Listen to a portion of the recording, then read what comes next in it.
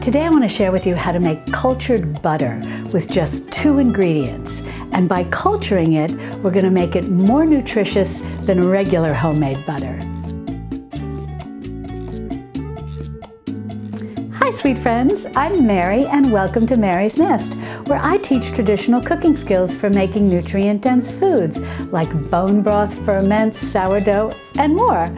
So if you enjoy learning about those things, consider subscribing to my channel and don't forget to click on the little notification bell below. That'll let you know every time I upload a new video. Well, making cultured butter couldn't be easier. And as I mentioned, all you're going to need is 2 ingredients. You're going to need cream and a little bit of buttermilk. Now don't worry if you don't have buttermilk. You can also use a little bit of kefir or a little bit of yogurt. Now this is pasteurized cream and this is ultra pasteurized cream. You can use either one. Now I'll discuss the procedure as to how to do this if you have access to raw cream, but we'll get to that in a minute. First, let's go over how to make this with pasteurized or ultra pasteurized cream. Now the first thing that you're going to need is a clean quart-sized jar. You can have sterilized this through your dishwasher, or you can have washed it with nice hot soapy water and rinsed it well and dried it. Either way is fine. Now I know many of you have told me that when it comes to cream, you're only able to find ultra pasteurized cream. And generally, if you've been with me a while, you know I don't recommend using ultra-pasteurized milk or ultra-pasteurized cream. However, if that's all you can find, I like the fact that you can use it in a capacity where it's going to be cultured, because we're adding back in some of the nutrition through culturing it that was destroyed through the ultra-pasteurization process. Now, if you can find a cream that's been pasteurized and preferably low temp pasteurized, it's probably just going to say whipping cream. Now, if all you can find is an ultra pasteurized cream, you may notice at your grocery store that some will say heavy whipping cream and others will just say whipping cream. The difference is the amount of fat.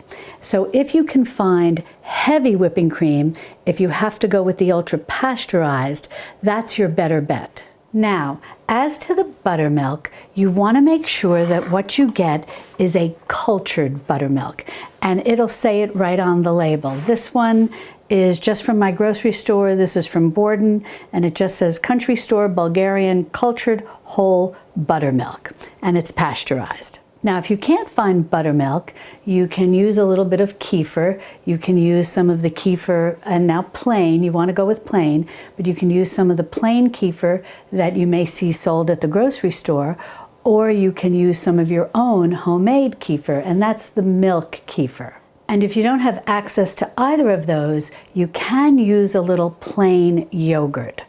Now, if you decide to use a little plain yogurt added to your cream, you're going to want to keep it in a slightly warmer place, maybe in your oven turned off with the pilot light on or the electric light on, something like that. You're just going to want to keep it a little warmer than just on your countertop where you'll keep your cream that's been cultured with the buttermilk or the kefir. So now we'll go ahead and get ready to culture this cream. And all we need to do now is add a tablespoon of the buttermilk or the kefir or the yogurt to our cream. And then with a very clean utensil, you just want to go in there and give this all a good stir. And then you want to take the cap of your jar, also clean, and just put it on very loosely. You don't want to tighten this. You can also cover your jar with a very clean tea towel or a couple of layers of cheesecloth. If you are using some sort of vessel that doesn't have a cap, that'll work too. And if by chance you don't have one of these storage lids that go with canning jars, and you've just got the canning lids and the canning ring, you can go ahead and put your canning lid on and then put your ring on. Just leave it very loose. Now just put this in a warm, undisturbed spot in your kitchen, and the average kitchen being somewhere maybe between 68 to 75 degrees is perfect. And you're going to let this culture. And you can let this culture anywhere from 8 hours up to 48 hours. What you're looking for is what taste you like. So taste it after 8 hours, and if you find it has a nice tang that you like, you're ready to make butter. If you want it more tangy, just keep going and check it up to 48 hours. But by 48 hours, you're going to be ready to make butter. Now, if you're new to making cultured butter, I highly recommend that you check it at 8 hours and maybe even go ahead and make your butter at that point. Especially if you're introducing cultured butter to your family and they're used to eating regular store-bought butter. And this way, it will taste relatively familiar. Butter that's been made from cream that's been cultured longer does have a little bit more of a tang to it. I love it, and I think most people who enjoy cultured butter like it. But again, if you're introducing this to people who have not eaten cultured butter before, go slowly, and chances are after 8 hours you'll be ready to make your butter. Now this is cream that I've allowed to culture, so we're going to put this one over here and put this one over here, let that culture, and we'll get ready to go and to the next step where we make the butter. Now I want to mention, if you just want to make homemade butter and you don't want it cultured, everything we've talked about so far you can skip. And all you would need to do is simply pour your cream into whatever vessel, machine, so on and so forth that you're going to make your butter in. You're just going to pour your cream right in and proceed with the steps that we're going to take from here on in. Now you can do this with a stand mixer like this and using the balloon whisk. You can also do this in a food processor or you can do it with a handheld whisk. And when I say handheld whisk, I'm meaning an electric handheld whisk. I think doing it with a hand whisk might really require, one that's not electrified, might require a lot of muscle. Now, if you have an old-fashioned butter churn, you're all set. But say you don't have any of this equipment and you want to make butter. You can still do this. And I'm going to share with you the project that I did with Mrs. Frankfurt in 2nd grade. What we did was fill a jar, and she filled it just halfway up. So if you're going to do this in the old-fashioned way that I'm going to show you, you're just going to want to fill this size quart jar with just a pint, 16 fluid ounces of the cream. If you want to do the whole quart of cream, all 32 ounces, then you're going to want to use one of those half-gallon size jars because you need the cream to have a lot of room to move. Then what you're going to do, and this is great if you have all hands on deck to help, is just shake like this and just keep shaking and shaking. You're going to see this turn into cream and then cream into whipped cream, and then from there you're going to see it start to turn into butter. So that can be kind of a fun project to do if you want to do something nice and old-fashioned. Now this has been culturing about 12 hours. It smells wonderful. And I'll just give it a little taste and I'll tell you how the level of tanginess is. That's delightful. It's going to make a wonderful butter. So all we do at this point is just go ahead and pour in our cultured cream into our mixer. Just get every little bit out. Now I'm just going to start this on a low speed, just mostly so it doesn't splatter everywhere. And now I'm just going to put it up to a higher speed to get it to the whipped cream stage. Now I just wanted to show you at the halfway point. Basically you've got a lovely, luscious whipped cream. And I'll take a close-up picture so you can see exactly what it looks like in here. But that's, you're moving in the right direction. Now we're going to take this up to butter and you're going to watch how the liquid will separate. Now this took about 5 minutes, and during that 5-minute process you'll notice that you're going to start to see a color change as the butter starts to separate from the naturally occurring buttermilk that is produced when you make butter. And during that 5-minute process, whether you're doing it this way or on the food processor or with a handheld electric whisk, if you notice that there is cream that's pooling up around the sides, you can just stop it and incorporate that so that all of the cream is turned into butter. And I'll overlay a close-up picture so that you can see what I'm talking about in terms of, see, this is where the butter is forming, and then down here is the natural buttermilk. That's real buttermilk. Now I want to mention one thing. I'm not sure if I mentioned this earlier or not. If you have access to raw cream, you don't need to go through the step of adding a little buttermilk, the cultured buttermilk, the whole or skim buttermilk that you can buy at the grocery store, or the kefir or the yogurt, whatever the case may be. You can just leave your raw milk in a jar, covered 8, 12, 24, whatever amount of hours you want, and that'll just naturally culture. And also, speaking of raw cream, I want to mention my friend Jackie, who has the channel Little Country Cabin. And she shows you how to make butter from raw cream using an old-fashioned hand crank. So be sure to check that out, and I'll put a link to her channel in the description below. Now, the next thing you want to do is get a bowl, and over this, you're going to want to put a colander or a mesh strainer, whatever you have, and then you're going to want to line it with a flour sack towel like this. They're basically very thin tea towels or very thin dish towels. You can also use cheesecloth, but you may need to be discarded afterwards. This will be able to be washed. For those of you who have been with me a while and have seen all my bone broth videos, you know that I really like to use these flour sack towels. And they're very reasonable. You can find them in most kitchen stores and in all the big box stores. And I'll also put a link below in the description underneath the video. And the next thing we're going to do is just start transferring this butter into our lined colander or mesh strainer. And then the rest of the butter that's in here that wasn't on the whisk, we want to get all of that in there, and every little last bit of this buttermilk. Now, as I mentioned, this is real buttermilk. What we find in the stores and what we used to culture this cream to make this cultured butter was a milk product that's been inoculated and cultured and made into somewhat of a thick beverage.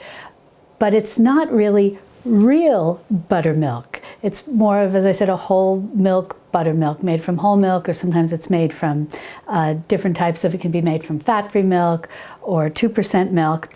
But real buttermilk will culture now that it's been inoculated with the store-bought buttermilk in making this cultured butter. So you can put this in a jar, and you can go ahead and put, you don't even have to leave it on the counter, you can go ahead and put this in your refrigerator, and over the next week or so, you're going to notice this start to actually thicken. And if you had made your butter from raw cream, the same thing will happen. Put your buttermilk in a jar because it's been naturally inoculated, naturally cultured, being that it's raw milk, and you can, raw cream, and you can put your buttermilk in a jar, put it in the fridge, and it'll thicken, and you'll have a real buttermilk. And you can use this real buttermilk in the same way you would use store-bought buttermilk. You can use it to bake with, to soak grains. You can drink this. You can do a lot of different things with it. It's very nutritious, and so definitely don't throw this out. And I just wanted to insert this clip because I forgot to mention this to you earlier. You can put this buttermilk in your fridge, this is the real buttermilk, and it'll last in your fridge at least for a couple of weeks. And when you get ready to make another batch of cultured butter, you can use this buttermilk to culture your cream to make your cultured butter. Well, once you think the majority of the buttermilk has dripped off, you're just going to want to take this and scoop it together in your flour sack towel or your cheesecloth, whatever you're using. And then we're just going to start giving this a good squeeze to get out more, to get out more buttermilk. Reminds me of whey. And you just want to keep doing this. Just get out as much as you can. Now you want to go ahead and get a clean bowl or decant your buttermilk like I did, wash this out, and we're going to transfer our butter that's in our flour sack towel or cheesecloth, whatever you used, and we're going to transfer that into this clean bowl. It should look nice and yellow and in a solid mass like this. Just dump it right, go ahead and dump it right into your bowl. Now with a spatula or a wooden spoon, whatever you have, you want to start pressing on this butter to try to release any more of the buttermilk. Now, as you're doing this pressing process, you want to add some cold water to your butter. And the best option is nice, cold, chlorine-free filtered water. Now, if all you have access to is cold tap water, you can put it in a pitcher, leave it out for a little while, let some of the chlorine dissipate, and then go ahead and use it. Basically what we're doing is washing the butter to make sure we get all the buttermilk off. And you'll just want to keep pressing the butter down into the water, and you'll notice that the water will become somewhat of a milky-ish color. That's perfect. That's exactly what you want to see. Just keep doing this and watch the water become milkier and milkier in color. Now we're going to pour off this water and give it another rinse and see if it'll stay clear. Once the water is clear, your butter is perfect. Well, this water is beautifully clear now. I'll take a picture and overlay it so you can see how the butter looks once it's just sitting in the clear water. Now we're going to go ahead and dump this clear water into the sink. And then all you want to do is just again press on your butter just to release any water that may have attached to it. You won't get much, but you'll see a little bit coming off, and then you can just drain that off. Now, if you want, you can even wrap this in another flour sack towel or cheesecloth to get all the water off that way too. But I think you'll find by pressing it in the bowl like this, it's pretty much going to become water-free. Now we'll get ready to shape this. Now, if you wanted to make this a salted butter, you could have added a little sea salt into the bowl at that very end stage when you were pressing out the last little bits of liquid, the last little bits of water, anything that may still be clinging to your butter. You'd add your sea salt, mix it up a little bit, and you're all set. But I really like to leave homemade butter plain. It's got such a lovely flavor, especially since we cultured it. So I highly recommend the first time you make it, not salting it, and see how you like it. Now you'll want to cover your work surface with some wax paper or parchment paper or even plastic wrap, whatever you have on hand. And you want to put your butter down onto that, and then with your clean hands or 2 knives or a little bench scrape like this, you just want to start working it into somewhat of a shape. Now it should form into a shape pretty easily. If you find that it's very soft, maybe it's very warm in your kitchen and it's a little difficult to work with, you can just put it in the refrigerator for a few minutes and then take it out and work getting it into a shape. Now at this point, you can just wrap it up as is. And sorry, it's crinkly. Wrap it up as is and put this into your fridge. If you're using parchment paper, you may want to put some aluminum foil on top or some clear wrap. If you're using the plastic wrap, it should be pretty good. If you're using wax paper, that's also a nice insulator, but you may also maybe want to add some aluminum foil or plastic wrap. However, if you have a butter dish, you can just go ahead and put this right into your butter dish and put that into your refrigerator. This is about, what you're going to get is about 1 pound to maybe 1.25 pounds of butter.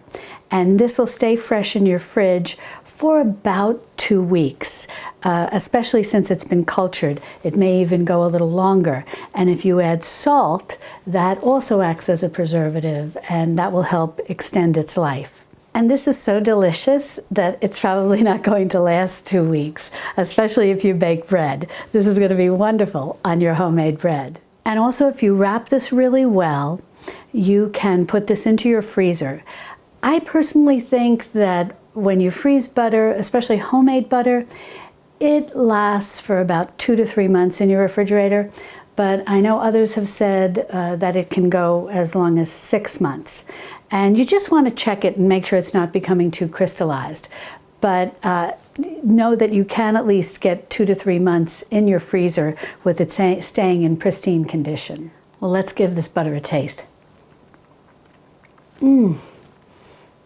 Cultured butter is so delicious.